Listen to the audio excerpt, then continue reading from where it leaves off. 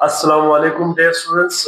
Here is Kumail Haider and welcome to the octahedron chemistry classes. Last lecture में हमने heating curve को complete किया था बेटा, क्लास 10 केमिस्ट्री चैप्टर नंबर 2 और हीटिंग कर्व को हमने कंप्लीट कर लिया था। आज इसकी थोड़ी सी एक छोटा सा टॉपिक है, that is kinetic particle interpretation, वो करते हैं। इसके बाद हम आज कूलिंग कर्व को कंप्लीट करेंगे। So the topic is kinetic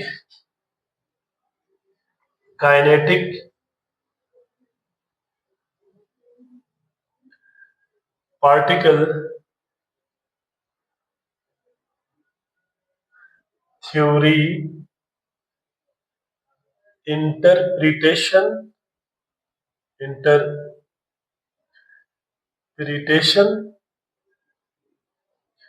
of heating curve की हम काइनेटिक पार्टिकल थ्योरी के जरिए इसको हम इंटरप्रेट करेंगे। ठीक है, एक छोटा सा टॉपिक है, ज्यादा लेंथी नहीं है बेटा। शॉर्ट क्वेश्चन में अगर अलग से पूछे जाए तो आप इसको अलग से यहाँ से कर सकते हैं, अदरवाइज ये लॉन्ग क्वेश्चन का हिस्सा है जो हमने लास्ट लेक्चर में कंप्लीट किया था। ठीक है, अच्छा जी, काइनेटिक पार्टिकल थ्योरी। अगर आपने प्रीवियस लेक्चर नहीं देखा तो आप उसको प्रीवियस लेक्चर देख लीजिएगा, वहां पर आपको ये क्लियर मिल जाएंगे। ठीक है, काइनेटिक पार्टिकल थ्योरी इंटरप्रिटेशन में ना बेटा हम दो इसके अंदर हेडिंग्स पढ़ेंगे, एक जिसमें काइनेटिक एनर्जी का टेम्परेचर के साथ, ठीक है, और दूसरा पोटेंशियल एनर्जी का फेज ट्रांजिशन के साथ। तो इसमें पहले हम देखेंगे कि kinetic energy and temperature, kinetic energy and temperature. बड़ा सिंपल सा टॉपिक है बेटा। अगर आपको याद हो तो हमने उस ग्राफ के अंदर डिटेल में बात डिस्कस की थी बेटा कि काइनेटिक एनर्जी या टेम्परेचर, ठीक है, अगर हम फेज ट्रांजिशन के दौरान देखें और जिसमें फेज ट्रांजिशन ना हो वहां पे देखें तो दोनों में काइनेटिक एनर्जी की प्रोफाइल डिफरेंट थी। जहां पे फेज ट्रांजिशन हो रही थी वहां पे काइनेटिक एनर्जी कांस्टेंट थी, लेकिन जहां पे फेज ट्रांजिशन नहीं हो रही थी वहां पे काइनेटिक एनर्जी क्या हो रही थी बेटा, इंक्रीज हो रही थी। तो ये चीज आपने यहाँ पे मेंशन करनी है। तो हम कह सकते हैं कि ये वो रीजन होगा हीटिंग कर्व के अंदर जहां पे नो फेज ट्रांजिशन होगी। ठीक है, क्या होगी बेटा, no phase transition. These are the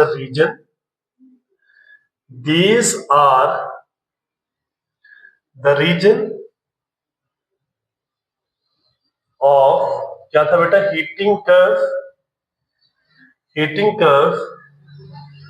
where no phase transition occurs। ठीक है, ये वो रीजन है जहां पे फेज ट्रांजिशन जो है टेक्स प्लेस नहीं होता। ये रीजन कौन सी थी बेटा, दीज रीजन्स या सेगमेंट्स आर, कौन कौन सी थी बेटा, अगर आपको याद हो तो हमने पढ़ा था, एक तो था बेटा ए से लेकर बी तक। ठीक है, अगर आपको ग्राफ जरा देख लीजिएगा आप वहां से आपको आइडिया हो जाएगा कहां से कहां था बेटा, ए से लेकर बी तक। ठीक है, फिर सीओडी में फेज ट्रांजिशन हो रही थी। अब डी जो है सॉरी बी से लेकर सी तक फेज ट्रांजिशन हो रही थी, और सी टू डी। ठीक है, अगला कौन सा होगा, सी to D.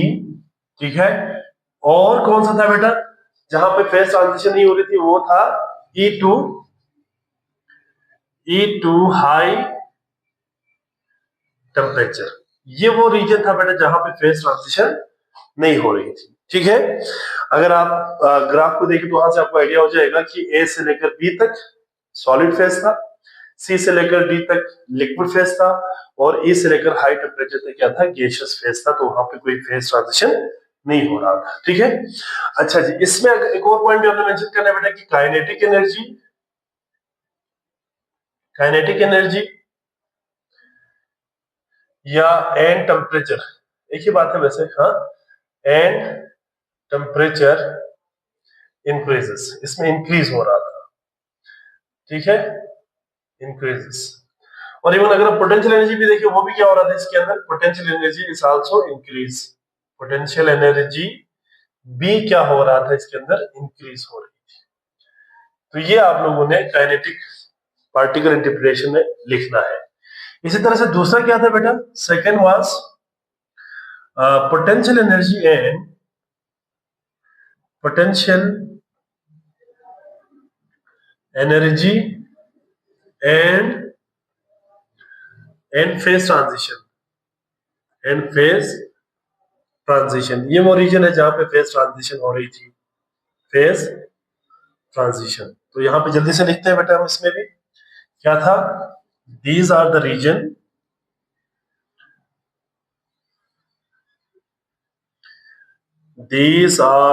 region where phase transition takes place. These are the region where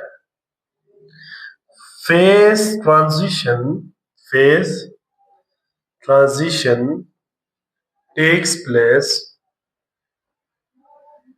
where phase transition takes place। ये कौन से रीजन थे बेटा, बाकी जो रिमेनिंग है वो इसमें आ जाएगा। these region are कौन कौन से थे बेटा इसमें, देखो A to B आ गया तो B to C आ जाएगा इसमें, B to C, और इसके अंदर कौन सा आएगा बेटा B to C के बाद, and D to E, D से लेकर ई तक। ये बेसिकली किसमें आता है बेटा, जहां पे फेज ट्रांजिशन टेक्स प्लेस हो रही थी। और यहां पे क्या था बेटा इसमें, काइनेटिक एनर्जी, या हम इसमें कह सकते टेम्परेचर, इसमें क्या हो रही थी बेटा, क्योंकि फेज ट्रांजिशन हो रही है तो रिमेन कांस्टेंट, इसमें कांस्टेंट था। और पोटेंशियल एनर्जी इसमें क्या हो रही थी, पोटेंशियल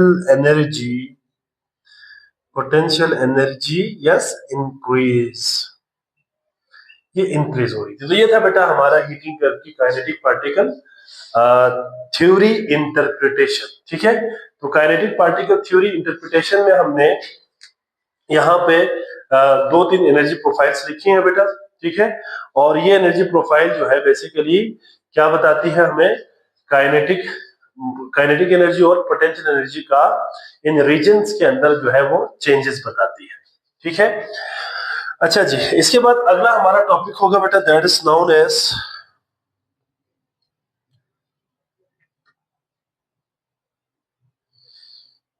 कूलिंग कर्व। अब जल्दी जल्दी इसको भी हम कर लेते हैं, सेम है बिल्कुल, उसका उलट आ जाएगा बेटा, हीटिंग कर्व का उलट जो है कूलिंग कर्व होगा। ठीक है, तो हम जल्दी जल्दी इसको भी कवर करते हैं।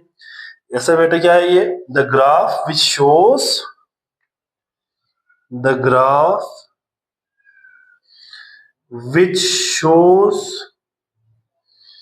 a relationship between phase transition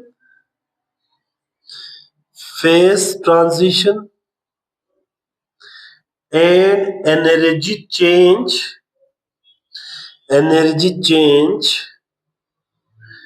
during cooling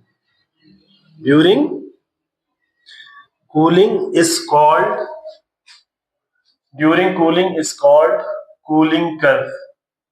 इसको क्या बोलते हैं, कूलिंग कर्व कहते हैं। ठीक है, इसमें भी अगर हम देखें तो बेटा हमने आपको रिवर्स आना है, तो सबसे पहले गैस फेज को देखते हैं, गैस फेज, इसके बाद लिक्विड फेज। ठीक है, इसके बाद आता है सॉलिड फेज। अब ये चीजें आपने पहले भी पढ़ा, मैं जल्दी जल्दी इसको कर रहा हूं। देखिए, गैस फेज से लिक्विड में कन्वर्ट होना, और लिक्विड से किस में कन्वर्ट होना बेटा, सॉलिड फेज में कन्वर्ट होना। देखिए, जो गैस फेज है ना बेटा, उसका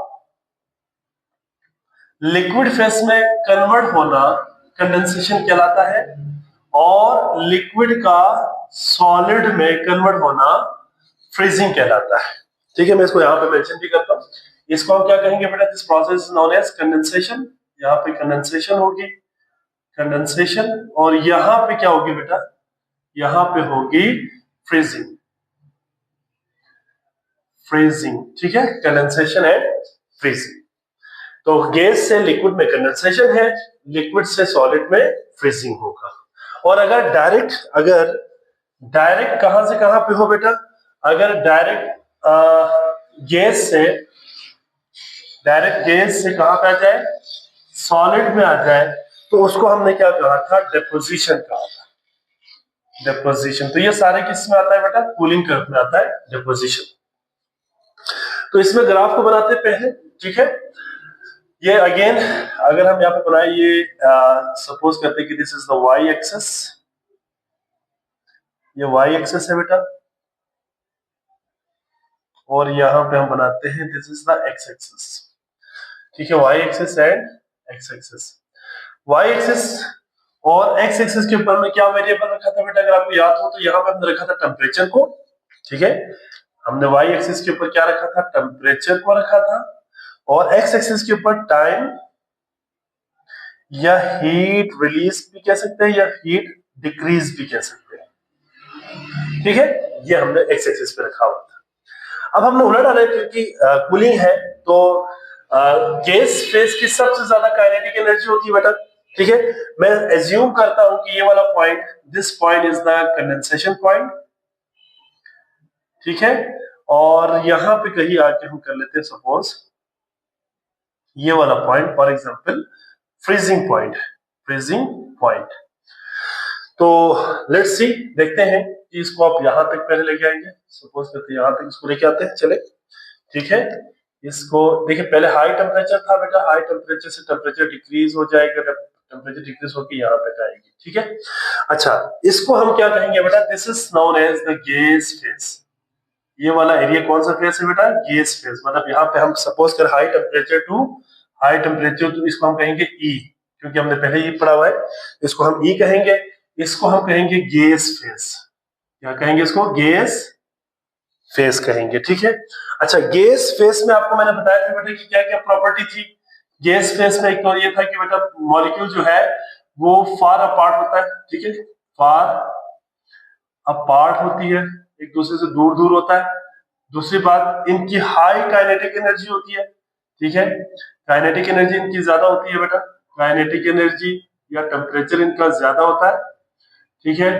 पोटेंशियल एनर्जी भी क्या होगी इनकी, ज्यादा होगी। और यहाँ पे no forces, no intermolecular forces, IMF, कोई इंटरमॉलिक्यूलर फोर्सेस इनके दरमियान में नहीं होती। ये हमने बनाया था। इसी तरह से जब कंडेंसेशन पॉइंट को मीट करेगा ना बेटा, यहाँ पे इसको थोड़ा सा मैं नीचे बना लेता हूँ, this is the condensation point. थोड़ा सा इसको हम नीचे कर लेते हैं, बराबर आगे, थोड़ा सा इसको यहाँ पे, ठीक है। इसको हमने कहा condensation point, this is known as condensation point. अच्छा जी, जो ही कंडेंसेशन पॉइंट होगा ना बेटा, फेज ट्रांजिशन होगी। अब फेज ट्रांजिशन कैसे होगा बेटा, ये बिल्कुल स्ट्रेट लाइन आ जाएगा, इस तरह से स्ट्रेट, ठीक है। और इसको हम सपोज करते हैं ये वाला पॉइंट डी पॉइंट, ठीक है, ठीक हो गया। इसको हम कौन सा फेज कहेंगे बेटा, this is known as the liquid sorry, this is the condensation point, not liquid phase, condensation point. इसको हम कहेंगे कंडेंसेशन पॉइंट या कंडेंसेशन, यहाँ पे कंडेंसेशन हो रही है कंडेंसेशन पॉइंट पे, ठीक है। और कंडेंसेशन में मैंने आपको बताया था कि कंडेंसेशन में क्या होगा बेटा, यहाँ पे अगर हम पॉइंट्स को मेंशन करें तो इधर फेज ट्रांजिशन होगी, फेज ट्रांजिशन होगी बेटा, पहला पॉइंट। अच्छा, यहाँ पे नो फेज ट्रांजिशन, हाँ ये बात ध्यान रखिएगा, नो फेज ट्रांजिशन। यहाँ पे पहला पॉइंट फेज ट्रांजिशन होगी। दूसरा, काइनेटिक एनर्जी और टेम्परेचर कांस्टेंट हो जाएगा, जबकि पोटेंशियल एनर्जी इस केस में क्या हो जाएगी, डिक्रीज हो जाती है, क्योंकि कंडेंसेशन हो रही है। इसके बाद मजीद टेम्परेचर डिक्रीज करने पे क्या होगा बेटा, मजीद टेम्परेचर डिक्रीज करने पे ये अगेन नीचे आएगा, ठीक है। मतलब ये ग्राफ नीचे की तरफ आ जाएगी, और इसको हम जरा यहाँ पे अगर लेके आए तो ये, चले आप सपोज करते हैं कि यहाँ तक नीचे आए, इस पॉइंट तक, ठीक है। और ये वाला जो पॉइंट है, this point is basically known as इसको हम क्या कहेंगे, लिक्विड फेस कहेंगे। इसको क्या कहेंगे, लिक्विड फेस कहेंगे। और लिक्विड फेस में क्या होगा बेटा, अगेन लिक्विड फेस में क्या क्या इसकी प्रॉपर्टी होंगे हमने अभी डिस्कस किया। दैट इज, एक तो नो फेस ट्रांजिशन, यहाँ पे फेस ट्रांजिशन ही होगा, ठीक है। दूसरी बात, काइनेटिक एनर्जी, वो ऊपर वाले में काइनेटिक एनर्जी ज्यादा थी, ठीक है। और अब हमने क्या किया है, इसको कम किया ना, तो काइनेटिक एनर्जी डिक्रीज होगी, सॉरी बेटा, काइनेटिक एनर्जी यहाँ पे डिक्रीज होगी, यहाँ पे काइनेटिक एनर्जी डिक्रीज होगी, ठीक है। और पोटेंशियल एनर्जी भी डिक्रीज। तो काइनेटिक एनर्जी क्या हो रही है बेटा, डिक्रीज, मींस टेम्परेचर भी क्या हो रही है, डिक्रीज हो रही है। और पोटेंशियल एनर्जी इसमें क्या हो जाएगी बेटा, अगेन डिक्रीज हो जाएगी, ठीक है। पोटेंशियल एनर्जी भी इसके अंदर क्या होगा, डिक्रीज हो जाएगा। और दूसरा यहाँ पे वीक इंटरमोलिकुलर फोर्सेस, IMF यहाँ पे शुरू हो जाएंगे, वीक इंटरमोलिकुलर फोर्सेस स्टार्ट हो जाएंगे। अब फ्रीजिंग पॉइंट पे आने के बाद फिर इसने किस में जाना बेटा, फिर ये कन्वर्ट हो जाएंगे किसमें, अगेन एक और यहाँ पे हमारे पास फेज आ जाएगा, ठीक है। यहाँ पे एक और यहाँ पे पॉइंट आ जाएगा जिसको कहते हैं फ्रीजिंग, जिसको हम क्या कहेंगे, फ्रीजिंग। यहाँ पे फ्रीजिंग होगा। अब फ्रीजिंग में फेज ट्रांजिशन, फेज ट्रांजिशन होगा बेटा, पहला पॉइंट। दूसरा, काइनेटिक एनर्जी और टेम्परेचर कांस्टेंट, जबकि पोटेंशियल एनर्जी क्या हो जाएगी, डिक्रीज हो जाती है। पोटेंशियल एनर्जी क्या हो जाएगी, इसमें डिक्रीज हो जाएगी। और फाइनली ये फिर किस में जाएगा बेटा, फाइनली ये फिर लास्ट तक चला जाएगा।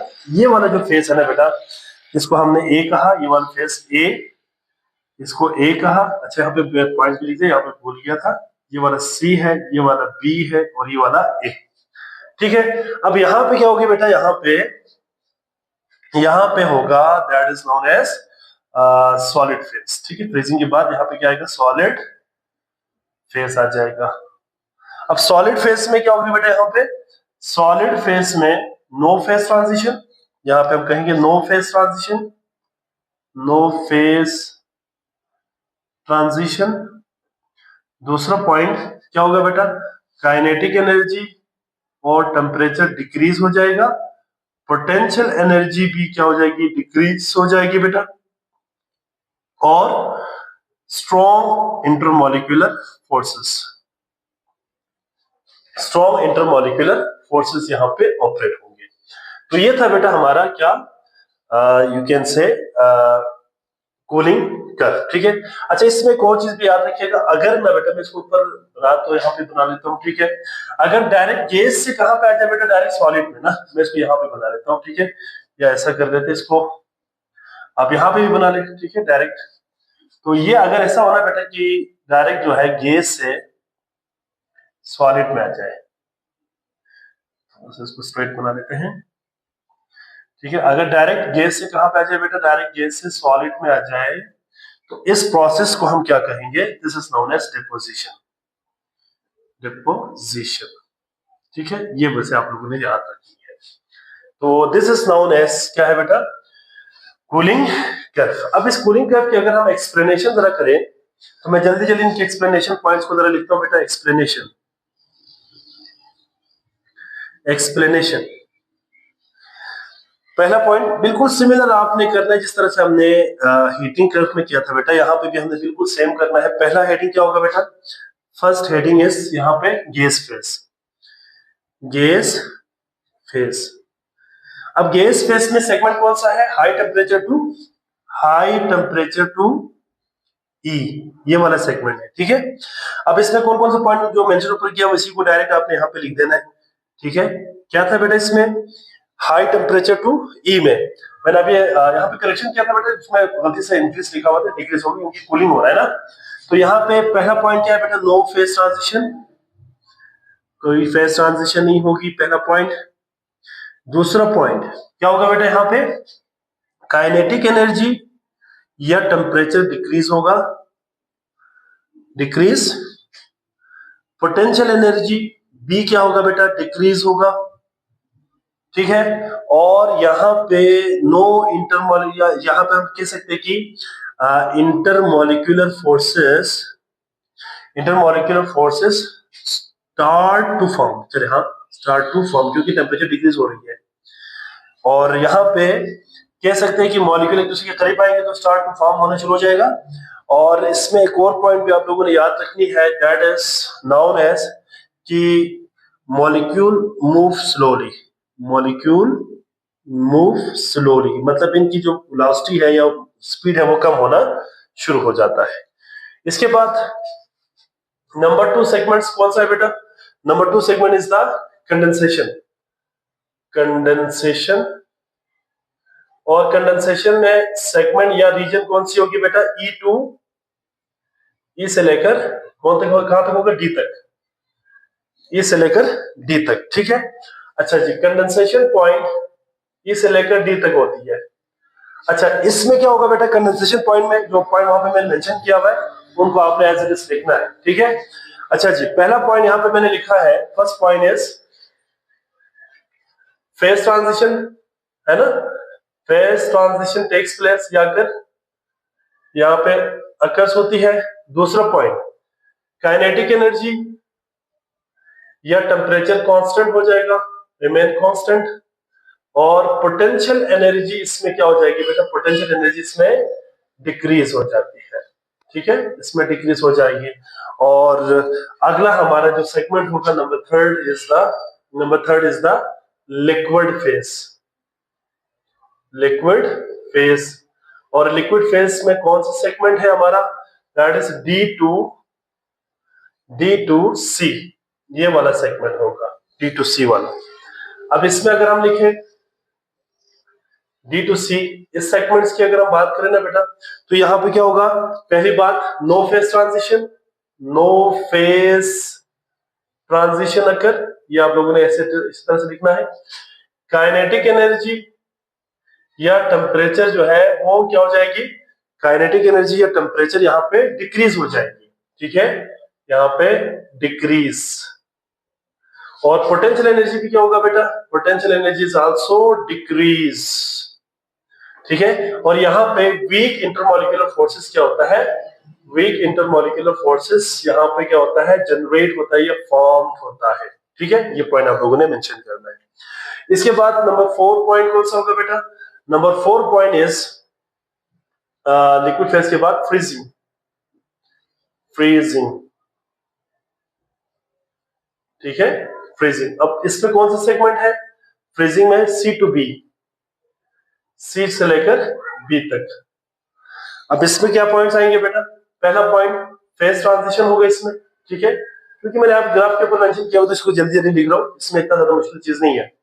यहाँ पे फेज ट्रांजिशन टेक्स प्लेस हो रही है। दूसरा पॉइंट, काइनेटिक एनर्जी या टेम्परेचर रिमेन कांस्टेंट, ठीक हो गया बेटा। और जबकि पोटेंशियल एनर्जी इसमें क्या होगा बेटा? पोटेंशियल एनर्जी डिक्रीज होती रहेगी, पोटेंशियल एनर्जी डिक्रीज होती रहेगी, ठीक है। और इसके बाद फिर हमारा लास्ट इसमें फेज आता है, number 5 is that is known as solid phase. अब सॉलिड फेज में कौन सा सेगमेंट है? B2A, B2A, ठीक है। अब इसमें क्या लिखेंगे बेटा सॉलिड फेज में? Yes, no phase transition takes place, no phase transition takes place, पहला पॉइंट। दूसरा पॉइंट क्या आएगा? दूसरा पॉइंट इसमें आएगा काइनेटिक एनर्जी या टेम्परेचर डिक्रीज हो जाएगी बेटा, इसमें डिक्रीज, ठीक है। और आखिरी पॉइंट इसमें हम लिखेंगे दैट इज पोटेंशियल एनर्जी भी क्या होगा इसमें, बल्कि एक और पॉइंट लिखेंगे, डिक्रीज हो जाएगा, पोटेंशियल एनर्जी भी डिक्रीज हो जाएगा। और इसमें स्ट्रॉन्ग इंटरमॉलिक्यूलर फोर्सेस फॉर्म, जिसकी वजह से क्या हो जाएगी बेटा? क्लोज्ड पैकिंग आ जाएगा, क्लोज पैकिंग यहाँ पे बन जाएगा। तो ये था बेटा कूलिंग का, ठीक है। ये मैंने आपको पहले भी समझाया था, इसलिए मैं जल्दी जल्दी इसको मैंने यहाँ पे किया है। और इसमें आखिरी उन्होंने दिया हुआ यहाँ पे kinetic particle theory interpretation, theory interpretation, interpretation यहाँ पे मैं थोड़ा सा मेंशन कर देता हूँ, आपको वैसे भी समझ आ गए होंगे, आप लोग खुद से भी इसको कर सकते हैं। काइनेटिक पार्टिकल थ्योरी इंटरप्रिटेशन है ना बेटा। अगेन जहां पे हमने अभी हीटिंग कर्व का डिस्कस किया था, हीटिंग कर्व के लिए वहां पे डिस्कस किया था, बिल्कुल यहाँ पे भी कि पहला किसके दरमियान रिलेशन होगा, मैं शॉर्ट में लिखता हूं उसको, काइनेटिक एनर्जी और टेम्परेचर के दरमियान, टेम्परेचर। अब काइनेटिक एनर्जी और टेम्परेचर के दरमियान अगर हम देखें कूलिंग कर्व के अंदर देखें तो इसमें क्या हो जाएगा, इसमें उलट हो जाएगी ना बेटा। देखिए ये वो रीजन है जहां पे कोई फेज ट्रांजिशन नहीं हो रहा है, यहाँ पे भी सेम है, जहां पे फेज ट्रांजिशन नहीं हो रहा, मतलब मैं यहाँ पे शॉर्टली लिखूं तो क्या है, region where no phase transition takes place. कौन कौन से सेगमेंट होगी बेटा, ये कौन कौन से सेगमेंट होगी जहां पे फेज ट्रांजिशन नहीं हो रही। अब यहाँ पे देखिए, यहां से देखिए बता सकते हैं फेज ट्रांजिशन जहां पे नहीं हो रही, एक आपके पास नहीं हो रही बेटा कहां पे, सेगमेंट हाई टेम्परेचर टू ई, ठीक है, मतलब हाई टेम्परेचर टू ई, ये वाला पोर्शन। दूसरा यहाँ पे फेज ट्रांजिशन हो रही है D to C, D to C and D to C and यहाँ पे भी हो रहा है B to A, B to A, ये वाला पॉइंट आप लोगों ने लिखना है। अगेन वही बात बेटा, यहाँ पे काइनेटिक एनर्जी भी डिक्रीज हो रही है, टेम्परेचर एंड पोटेंशियल एनर्जी क्या हो जाएगी यहाँ पे, डिक्रीजेस, ये पॉइंट आपने लिखना है। और दूसरा कौन सा था बेटा, potential energy and phase transition, phase transition. अच्छा इसमें क्या लिखेंगे बेटा हम, potential energy and phase transition में वो रीजन जहां पे फेज ट्रांजिशन होती है, region where phase transition occurs. और वो फेज ट्रांजिशन वाला कौन से रीजन थी बेटा, कौन से सेगमेंट था, एक ई टू डी, ई से लेकर डी तक, और दूसरा कौन सा था बेटा, फ्रीजिंग वाला, सी से लेकर बी तक, एंड सी टू डी, ये है, देखिए यहाँ पे लिखा हुआ है सारा फेज ट्रांजिशन। यहाँ पे काइनेटिक एनर्जी या टेम्परेचर क्या था, काइनेटिक एनर्जी या टेम्परेचर रिमेन कांस्टेंट, ये वाला कांस्टेंट आ जाएगा बेटा। और जो पोटेंशियल एनर्जी होगी ना बेटा, पोटेंशियल एनर्जी क्या होगी यहाँ पे, इनमें डिक्रीज हो जाता है क्योंकि फेज ट्रांजिशन हो रही ना कूलिंग में। तो ये था बेटा हमारा कूलिंग कर्व, और जो थोड़ा सा रिमेनिंग क्लास लेक्चर का था वो मैंने कंप्लीट कर दिया। एक स्क्रीनशॉट ले लिया आप लोग जी। आई होप सो बेटा आपको समझ आ गए होंगे, क्योंकि ये हीटिंग कर्व पे ही रिवर्स था तो मैंने उसको जल्दी मैंने कवर किया है, ठीक है। इसको आप लोग नोट करें, अच्छे से समझे बेटा, इसमें कोई प्रॉब्लम हो तो आप बता सकता है, ठीक है। तो इसमें मैंने जल्दी यहाँ पे पॉइंट्स बना के इसको मैंने किया, वही है जो हमने लास्ट लेक्चर में किया था, तो इसमें कोई डिफरेंस ज्यादा नहीं था, बस उसका रिवर्स ये था, उसमें हीटिंग था, इसमें कूलिंग था। तो यहाँ पे हम अपने लेक्चर को स्टॉप करते हैं बेटा, अपना बहुत सारा ख्याल रखिएगा, अल्लाह हाफिज।